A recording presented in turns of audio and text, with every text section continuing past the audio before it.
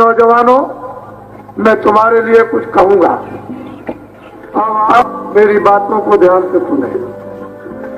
ये कलयुग प्रचंड रूप धारण करने जा रहा। अभी तो उसने प्रचंडता धारण नहीं की, लेकिन अब प्रचंड स्थिति की तरफ में जा रहा। उसने देखा कि ये पूजा करते हैं, पाठ करते हैं, सत्य बोलते हैं, दया करते हैं, आदर करते हैं, सत्कार करते हैं, सेवा करते हैं, प्यार करते हैं।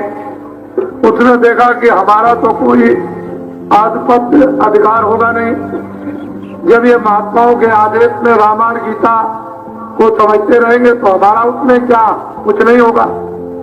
वो तो ये दांव देख ही रहा था कि रामायण छूट जाए, पूजा छूट जाए, सत्य छूट जाए, महात्मा छूट जाए, योगी छूट जाए, यहाँ से चरित्र छूट जाए, सदाचार छूट जाए, शाकाहारी खान पान आपका छूट जाए। वो तो ये चाहता ही था कलयुग कि मेरा प्रभाव, मेरा आधिपत्य हो जाए। तो उसने तो अपना काम कर दिया। तुम इतने बदहोश रहे कि जरा सी आवाज उठनी थी कि हम तुमको आजाद करेंगे, हम स्वतंत्र करेंगे, हम बिल्कुल बंधन से मुक्त कर देंगे, कोई किसी के ऊपर कोई बंधन रहेगा नहीं, और पुराने जो भी तुम अभी पकड़े हुए हो उससे कोई सुख नहीं मिलेगा। पुरानी आदत है और पुरानी पद्धति है और पुरानी व्यवस्था, उससे कुछ नहीं होगा।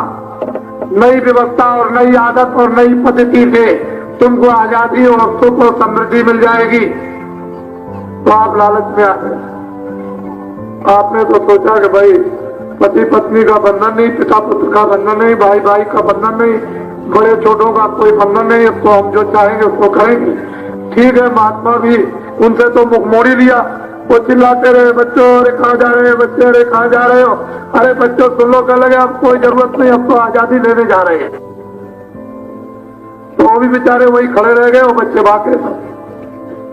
उन्होंने भी सोचा जाने दो, देख जाने दो, अब इनकी स्व इच्छा हो गई, अब इनकी इच्छा जाग गई, तृष्णा जाग गई, चलो देखा जाए। चुप हो गए, कुछ नहीं बोले। तो आपने क्या समझा कि ऋषि मुनि महात्मा साधु संत बिल्कुल लोप हो गए, अब संसार में है ही नहीं। तो तब तक उसको मौका मिल गया कलयुग को। उन्होंने मैं तुमको ऐसी चीज दूंगा कि तुम बिल्कुल एकदम खुशहाल हो जाओगे। तुम लालच में गए, उसके सामने पहुंच गए, उसने पूछा तुम्हारे हाथ में क्या है? तो थोड़ी रामायण थी, थोड़ी गीता थी, थोड़ी भागवत थी, थोड़े देवता थे, थोड़ा सत्य था, थोड़ा प्रेम था, थोड़ी दया थी। उन्होंने कहा है इसको गिरा दो, ये किसी काम की नहीं। तो आपने उसको भी झाड़ दिया ऐसे करके। तब उसने कहा गया कि हाथ करो दोनों।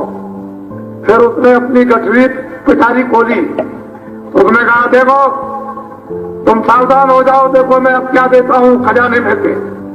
तो पहला उसने झूठ दिया, ये लो झूठ, ये झूठ लो।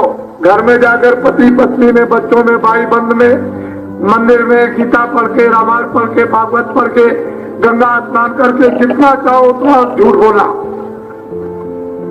दूसरा उसने बांट दिया धोखा, ये लो जिसको चाहो उसको धोखा देना, घर का हो, बाहर का हो, बच्चा हो, स्त्री हो, पति हो, कोई हो, सबको धोखा देना। तीसरे उसने कहा है ये लो बेईमानी, चौड़े बाजार में चाहे जिसकी बेईमानी करो, कोई धर्म की जरूरत यहाँ कुछ नहीं है। गीता रामायण भागवत मंदिर देवताओं से कुछ नहीं, डरने डरने कोई काम नहीं, बेईमानी कर लो। फिर उसने कहा ये लो चोरी, ये लो डकैती। अंत में उसने एकदम से कह दिया लो ये शराबुल हो जाओ उसमें।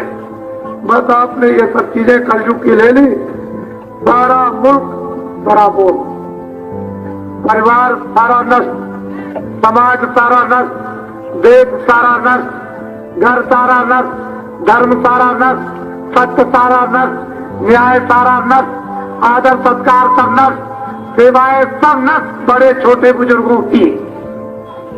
अब आप रोगी तरह तरह की बीमारी, एक दूसरे की बड़ी घटना है। हम तो सुनते सुनते कानों से वो कहा है बहुत ने कि मैं जब निकला संसार के दुखों को जानने के लिए तो इतने दुख मिले कि मेरे कान सुनते सुनते बहरे हो गए। इतना दुख, इतना कष्ट।